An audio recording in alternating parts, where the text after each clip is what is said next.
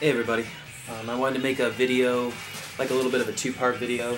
One was in response to GlowingCabbage's 400 subscribers contest. Congratulations. That's quite a few, man. I haven't even hit 100 yet. I forget how many I have, like 70 or something. Oh well. They are well deserved. I really enjoy watching your videos. Very good insight. I really liked the whole, when you were blaking everything, so you had like 6 videos of just like 30 minutes of you blaking random records, and I really thought that was actually really enjoyable. So I wanted to make a video to respond to all your questions, and I got a couple records today, so I figured I'd go through the records. So I'll start off with what I got today. I had a rough day at work. This is our busy season in the dog fence business. So when I got out of work, I wasn't planning on getting records, but I just decided I deserve it after today. It was pretty rough. So I ran over to like a Half Price Books place just to see if they had anything. They usually have like 2 or 3 records that I'm at least marginally interested in. And kind of the same thing happened today, but I did get a gem. At least I think it is so far. I haven't made it all the way through it, but it's what we're listening to right now. I had never heard of this punk band, and this came out in 1977. I've never been like I never had like a huge punk phase. I mean, I like the Misfits, I like some, some basics, but I never really delved into, some of the smaller ones. So, but I saw the cover of this record and I thought, this looks pretty interesting, and it was like $6. It was brand new, a double LP, and this is TheAdverts. And this is really good. I guess these guys were fairly popular, but this is like a really, really cool record. I've been listening to it for like the last couple hours. It's called TheAdverts, The Wonders Don't Care, The Complete Radio Recordings. And it's a 2 LP set, and it's like from the beginning. It's like these BBC recordings that they did for the radio, I guess. And I kind of read the little blurb on the back. I haven't done any other research on them yet, just because I just got home. But yeah, it was like these radio recordings, and it says right here that if you want to hear a band get born, grown up, grow old, and die, all in less than an hour, well, here it is. So I guess it's like from the beginning of their career, and it goes right through to the end, with little samples of it. So this is pretty cool. If you see this, I would recommend it. I'm sure some of the punk people out there definitely know who these guys are, and they're good. So, all right. The next one that I got, I couldn't leave there. I already have a copy of it, obviously, because he is pretty much the #1 person that I think is like the coolest, as far as like, I guess, a celebrity. I'm such a huge Kiss fan that Ace Frehley is like my god. So Frehley's Comet, this was his very first release after he ended his relationship with Kiss, and it was great. Anton Fig on drums. He's great. This is an excellent album. I like some of his later stuff better. He started out, when he did the Frehley's Comet, he did Frehley's Comet, then he did Second Sighting, and those were okay. It was mostly Todd Howarth, something like that. He plays like keyboards and stuff, and he sings mostly, so it's not even Ace singing. And I really like Ace's voice, even though it's horrible. Always my favorite Kiss songs, Shock Me, all that stuff. It's great. So I love Ace Frehley in a totally normal way. So, Ace Frehley. It was $1. I couldn't leave it there. It's got the original inner sleeve and everything, so I'm always going to buy whatever is Kiss when I'm there.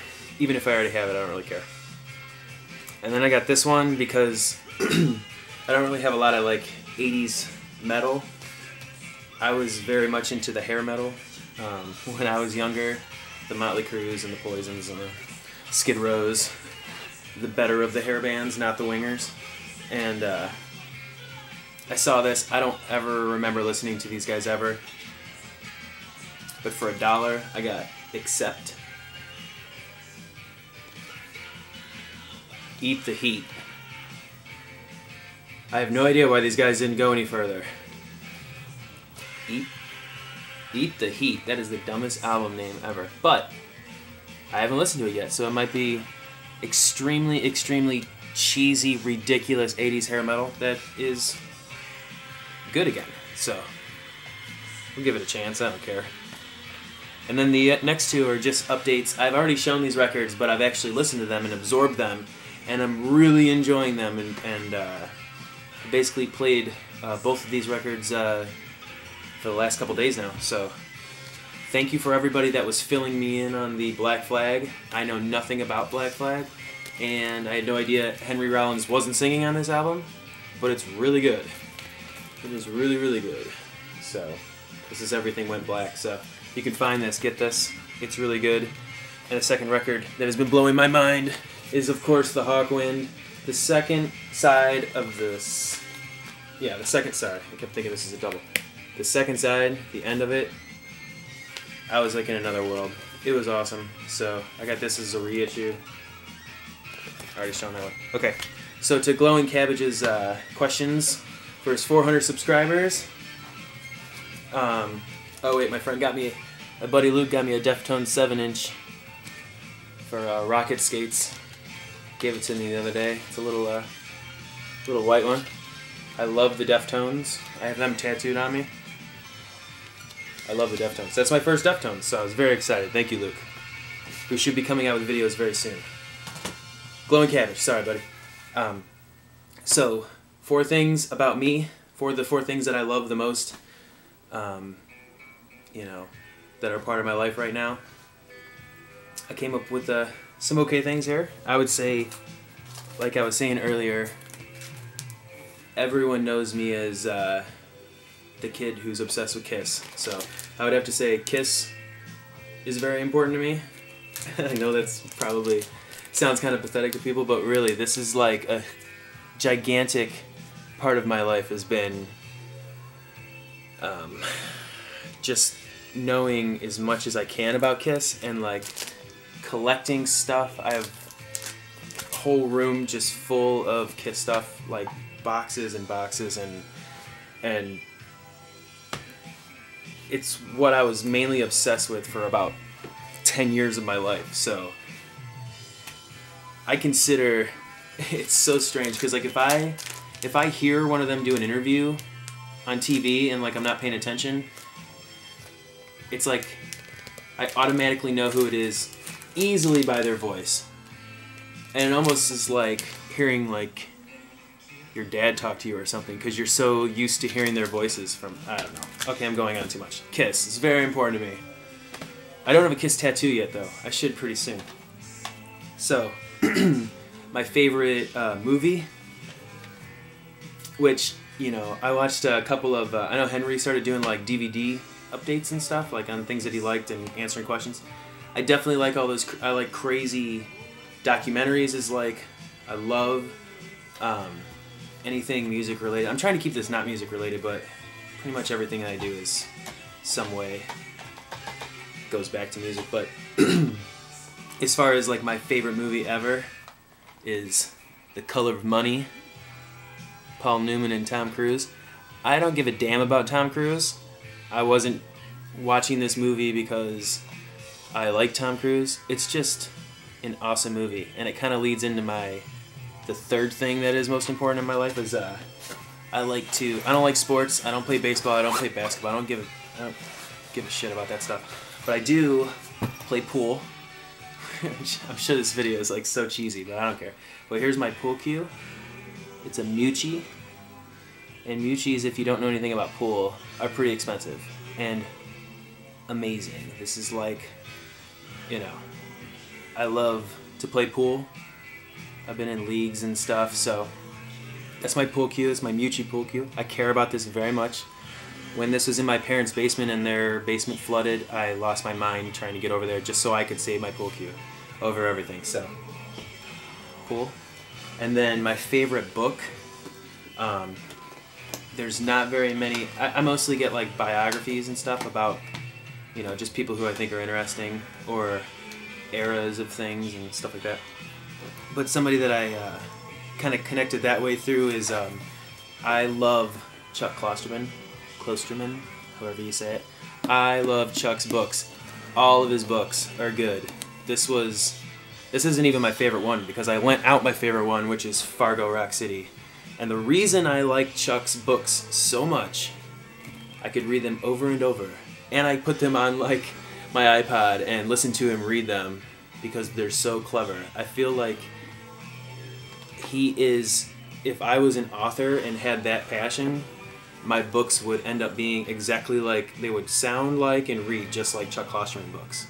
Because he doesn't bullshit anybody. He just talks about stuff, and he doesn't dumb it down and give you, like, if he says something about, you know, like he talks about Kiss a lot. So say he says something about Kiss, he doesn't go through like the whole thing like Gene Simmons is the bass player with a lot, like, he just assumes that you already know what it is if you're cool, and I'm cool, and I know everything that he's talking about, and I really enjoy him. That's number 4. And then also, real quick, I bought this book today. I thought it was pretty cool. I thought everybody might think it was interesting. The A to Z of Record Labels. This is a half-price books for just a couple bucks, and it's got like every single, like, or not every single, but like, you know, some of the major, you know, record labels and a little blurb about them, which I thought was like super cool.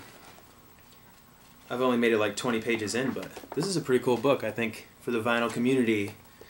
The A to Z of Record Labels by Brian Southall. This is a really cool book. Very confusing, because it's such a small blurb about every record label. It basically just like lumps a bunch of shit together, but it's still kind of cool to have. And lastly, GlowingCabbage wanted to see street art, and I live in Cleveland, and I don't have any pictures of street art around here because there really isn't any. Very little. And if there is street art here, like if anybody actually, you know, spray paints some kind of, you know, like a mural or something, because I'm very, very, very into stenciling. I do that a lot, so, you know, if there is any around here, it always just ends up being something that was commissioned, and it just doesn't have any, it doesn't really have any soul. So I figured I'd show some stuff that I actually do. I haven't done anything in public yet, because it's very nerve-wracking to go out and illegally spray paint on things. But I do a lot of stencils, and I spray paint them on t-shirts and canvas. So I'll make, like, I've made paintings for my friends and made paintings for my room and stuff like that. But as like a small example of it is I did one on a record. That's a little Elvis Costello. On I just did it on like an old it's an old Victor record of just a bunch of nothing. So I thought that was kind of cool. And then I do stuff like that. Don't worry. I have a ton, but it's all like, I moved into this apartment, you know, like a couple months ago, but I haven't really totally unpacked everything. So, but I have a ton of stencil art that I do, and I'm working on, I want to do my whole garage wall. I'm going to like spray paint the whole thing. So if that ever comes to fruition, I will show it on the video. And I'm sorry that this took so long. Congratulations, GlowingCabbage, and wish me luck, man. I want to win one of these things. That'd be awesome. Thank you.